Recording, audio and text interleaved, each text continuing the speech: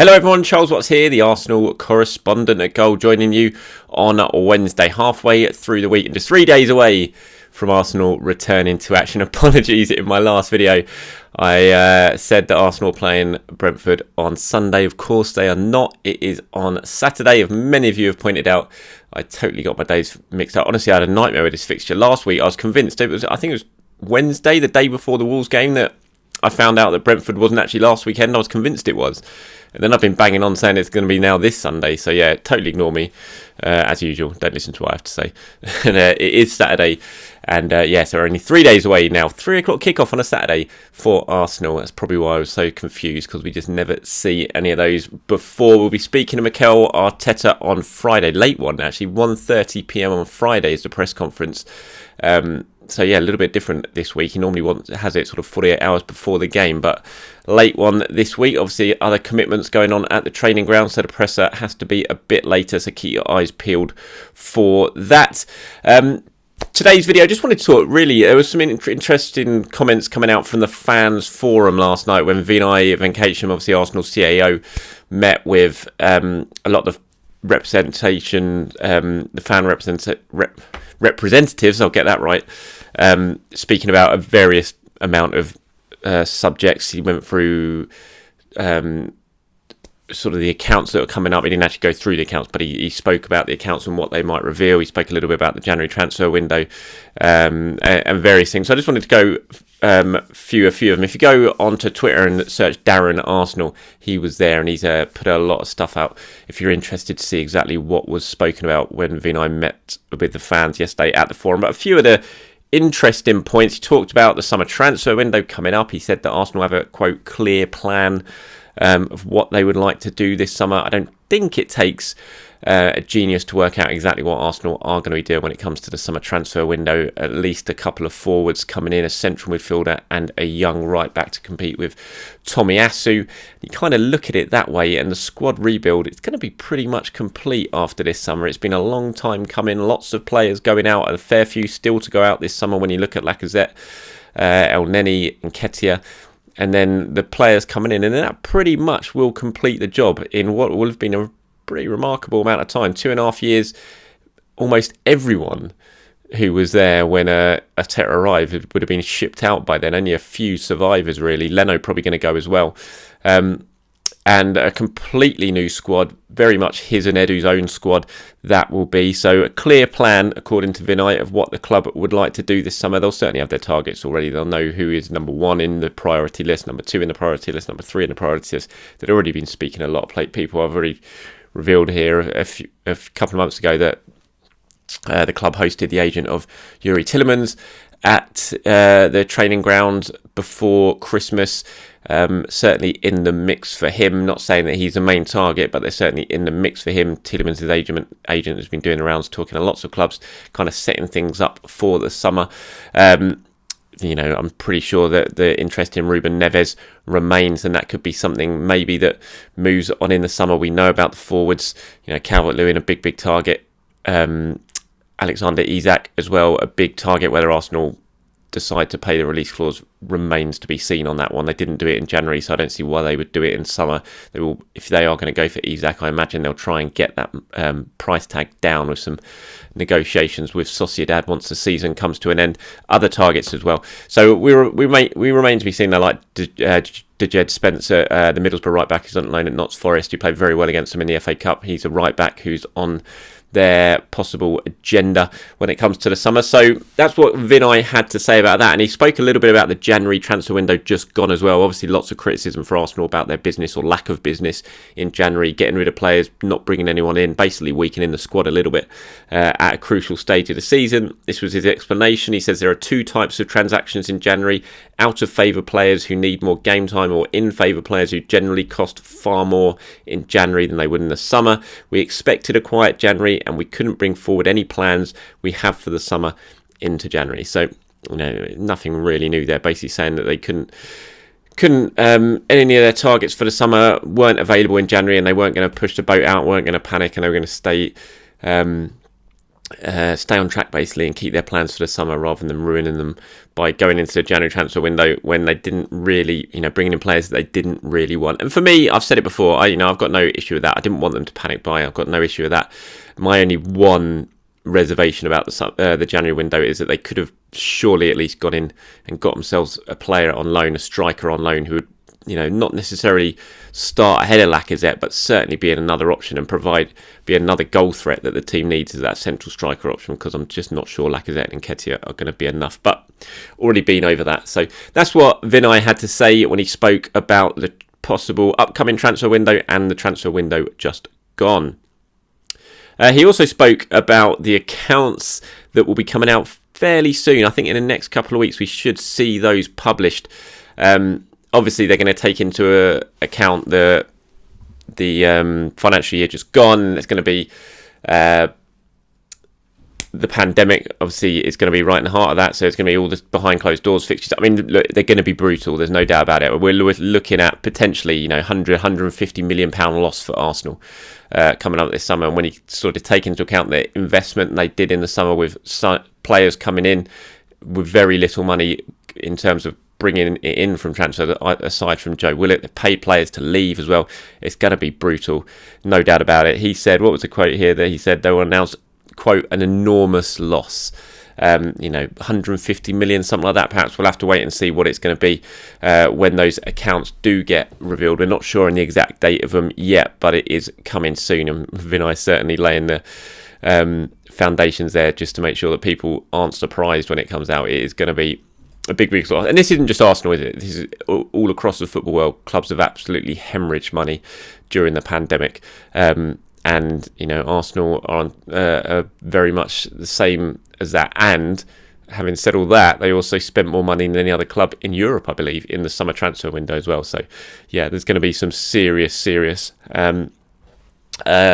losses announced when it comes to the Arsenal accounts. So those were the main sort of takeaways, I would say, from the fans forum last night. But do head over to Twitter, search Darren Arsenal, and he's tweeted a lot more. There's talk about the stadium improvements. Apparently, the Legends wrap around the stadium is going to go, which I think that's a real shame. I really like it. Look, they need to sort it out because it's all weathered and worn and faded, and it looks a bit of a state. I think they've done pretty much nothing on the stadium for an awful long time. They need to spend some serious money on it and bring it back in line, because it just looks outdated, really, and it needs some serious money spent on it. So I'm glad they're doing that, but I just feel it's a little bit of a shame that they're getting rid of that Legends wrap, because I just think it kind of sets Arsenal's stadium apart from everyone else. You don't really see it anywhere else. It's I really like it, and as an Arsenal fan, I love looking at those names, and I know the players who are up there are so unbelievably proud of it to have themselves up there. So they're going to be a little bit disappointed.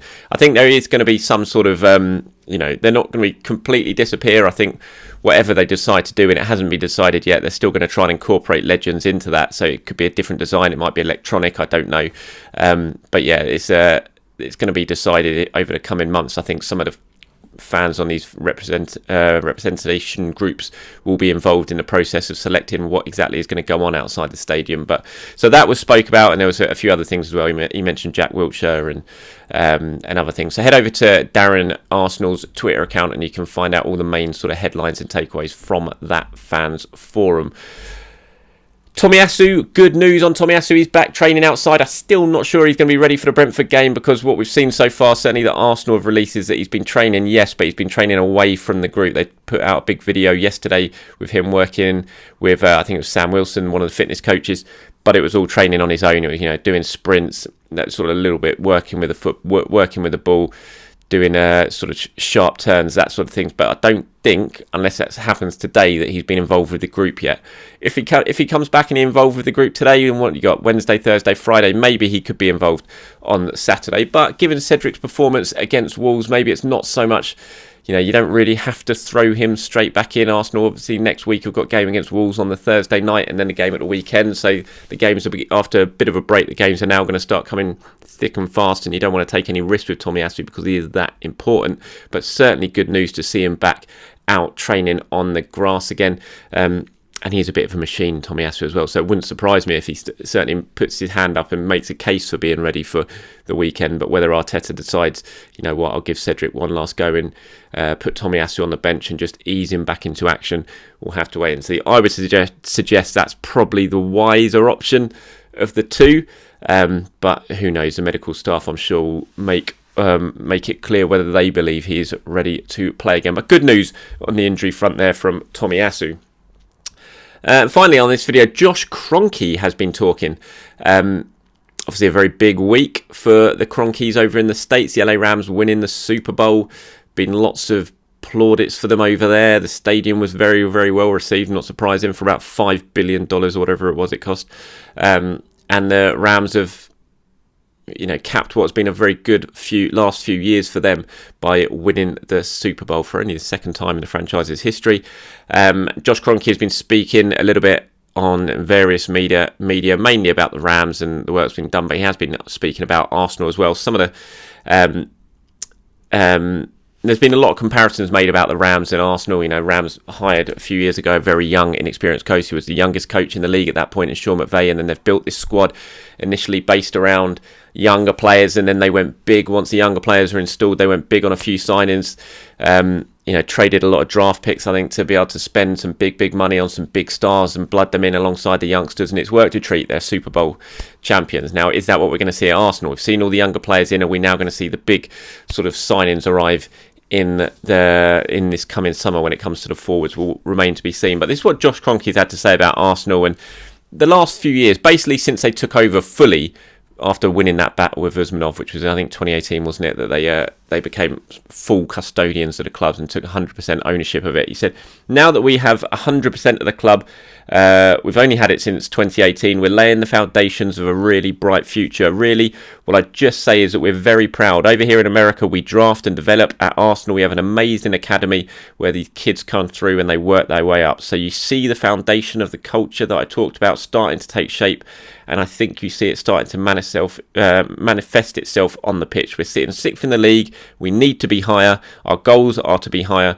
But to be there with the youngest squad in the Premier League, I think is something every Arsenal fan should get behind. And I think Arsenal fans are getting behind this process. I mean, some of you can't stand Arteta, I know that. I see it on social media.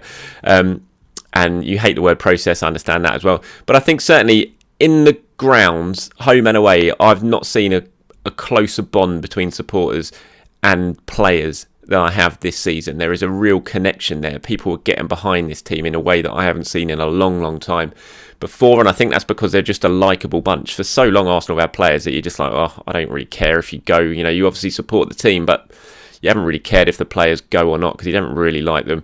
They've just never had that sort of connection for a long time. I'd say since, you know, I loved the 2007, 2008 team, but since then it's all just been a bit like, whatever. Certainly for me anyway. But this team, they're just all players you really like. It's like, I love Aaron Ramsdale, Tomiyasu. It's just been great since coming in. Ben White and Gabriel, Tierney, Saka, Smith Rowe. You know, all these players you got a real good connection with, and it's great to see. And I think that's what Josh is talking about there, saying, and that he thinks that every Arsenal fan should get behind it, and I think they are. And you know, I think this is going to be a big summer for KSC when it comes to Arsenal, because like he says, they have only had 100% ownership since 2018. You can't argue with the investment that Arsenal have basically made since the Kroenkes took full ownership. You know, whether it's Kroenke's money, obviously that's up to debate. I doubt it. I imagine it's debt that's been secured from other loans, and that's basically debt against the club. And you know, that case can be argued continuously, but I think certainly with the money that they have spent or allowed the club to spend, you can't really complain about it, because it's just been an awful lot of money. You know, the actual running of the club, that's another thing, but certainly investment into the team, I don't think you can complain too much over the last few years. But this is a big summer for them, I think, because you've got to go big. When you're signing strikers, attackers, the guys who are going to score you goals, the guys who are going to win you games, then you've got to go big. And I feel like that's what they're going to have to do this summer. And it's going to be really interesting to see just how much they commit to kind of finishing off this squad rebuild, really, because that's what needs to be done. Arsenal need goals, there's no doubt about it. I think the defence is looking very solid now. I think the midfield is fine. Although they definitely need another addition in there to compete, or move Xhaka to one side. Love the wide players, they got a lot of those, but in terms of the forwards, they're going to need to spend big to sort that out, and it's going to be really, really interesting, I think, when it comes to seeing exactly how much KSC commit to doing that and giving Arteta exactly what he wants. Right, that's about it for today's video. Thank you very much for watching, for listening. Appreciate your time as always. Anything you agree with, disagree with, let me know by leaving a comment below. Give the video a like if you liked it. And I'll be back maybe tomorrow, if not certainly on Friday, as we look ahead to that big game against Brentford. Hopefully 3 points coming Arsenal's way. Thanks for watching. Have a good day. Speak to you soon.